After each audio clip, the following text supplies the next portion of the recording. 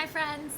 Today we'll be reading chapter 15 of Fenway and Hattie by Victoria J. Coe.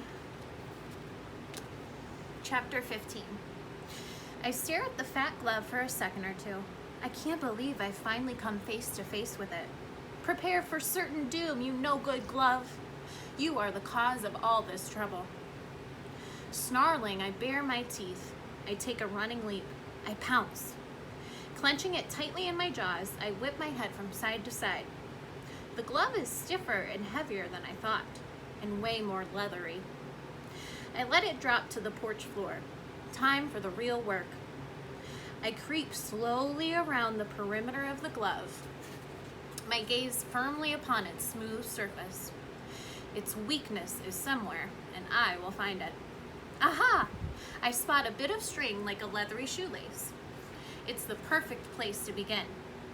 And as I examine the glove more closely, I see more of them. Lots more, probably millions. Could this be the easiest job ever? I chomp down on the nearest bit of string. I tug and tug with all my might. I will not relent. But the string is not budging. I have to stop and rest, panting like a weakling, until I spot a more vulnerable looking piece right next to it. I'll get you, you other piece of string. My teeth have been preparing a lifetime for this very situation. Chomp! I pull and pull. My jaws are tired, but they will not give up. I steady the glove with my front paws and dig my weight into my hind legs. I tuck my head back and back and back. For a long, long time, I keep at it. Now and then, I hear the ladies' voices next door muttering to each other. What's going on over there? But there's no time for socializing. Nothing will distract me from my goal. After more and more biting and pulling, I hear an encouraging ripping noise. Progress? With each tug, the string rips a little more. I pull and pull and pull. At last, a bit of the end breaks off. I spit it onto the porch, panting and drooling. I glare at the glove, inspecting the damage. Other than a few teeth marks, it looks exactly the same as before. One thing is clear, there's a lot more work to do. Luckily, there are millions of strings left. I'm biting and chomping and chewing till my jaws are aching. I spit out more and more pieces. Others are fraying and tearing. They are no match for a determined dog like me. I'm exhausted, but I have important work to do. I have to finish the job. I must. Eventually, my tongue is slobbering. My lungs are panting. My sides are heaving.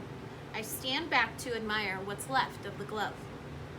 Most of the strings are ripped or gone. The fat leathery part is full of holes and tears. There's no doubt about it, this glove has been sufficiently attacked. I sink down onto the porch. All I want is a well-earned nap in the sun. But for some reason, the ladies choose that exact moment for conversation. Fenway? Patches calls, sounding concerned. Is everything all right? Somehow, I find the energy to trot over to the fence.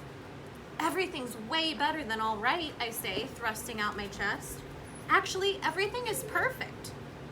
Goldie snorts. Really? Hattie won't be playing with that glove anymore, and she probably won't be climbing the giant tree either. She's going to be my Hattie again, just like always, thanks to me. You sound pretty sure, Goldie says. How can a dog change a short human? Maybe you've never tried, I say, or maybe you didn't have the right plan. Oh, and you do? I don't want to brag or anything, but let's just say I'm not afraid of hard work. Goldie gruffs. Are you calling us lazy? Hey, I'm not judging you. It's just that we'd hate to see you get your hopes dashed, Patches says. Not that we'd know anything about that, Goldie says. The fact that you lost your angel and couldn't get her back has nothing to do with me and my Hattie, I say. It's like comparing balls and frisbees. Fenway, Patches says, hesitating like she's not sure she should continue. We've been trying to be delicate. We've been trying to be understanding and supportive. But it's time for you to own up to the truth. Nothing can bring a short human back. Maybe you don't want to admit that you failed with your Angel, I say, and you're jealous that I'm going to get my Hattie back. Now, wait just a minute there, little guy, Goldie says with a snarl. We are not jealous. We're only trying to help, Patches adds. Why don't you save your helpfulness for somebody who needs it, I shout. My Hattie's coming back to me. Everything will be the way it's supposed to be. Just wait and see. Goldie says. The sliding door thuds and we all turn. Hattie and Angel. Looks like we're about to get that chance, Patches says. Watch and learn, I say to the ladies. I rush up the steps. The short humans scamper onto the porch wearing caps with tails of hair swinging from the back. Angel has a fat, leathery glove on one hand.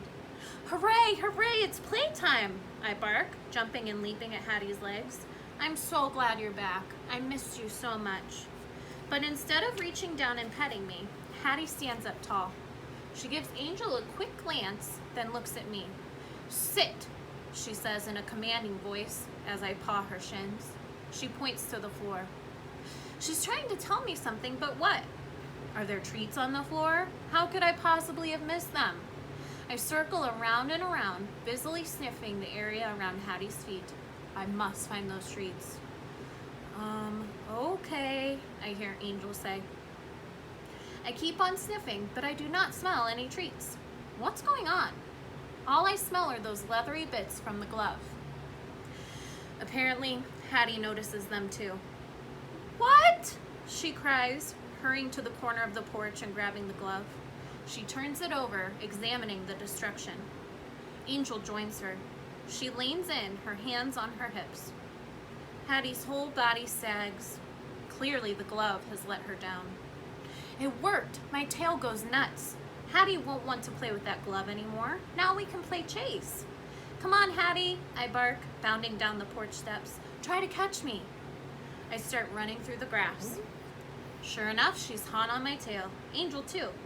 I knew it was the best idea ever, but I have to admit, it's working even better than I thought. Fenway! Hattie yells. Around and around we go, zigging and zagging all through the dog park. My ears blow straight back. My fur ripples in the breeze. My tongue lolls to one side. I sure hope the ladies are watching. I hate to say I told them so, but... Fenway! Hattie screams even louder, pretending to be mad and growly. She loves playing chase as much as I do. It's our favorite game. I'm racing around the giant tree when I see Angel coming at me from the other way. Ha! Does she think I'm an amateur? I instantly twist in reverse directions. But when I come out the other side, there's Hattie, and Angel's still behind me. They've got me cornered. It's important to win, but there are worse things than being nabbed by my Hattie. And besides that, I'm officially trapped. As she scoops me into her arms, I go to lick her cheek. She makes a sour face, and she smells mad.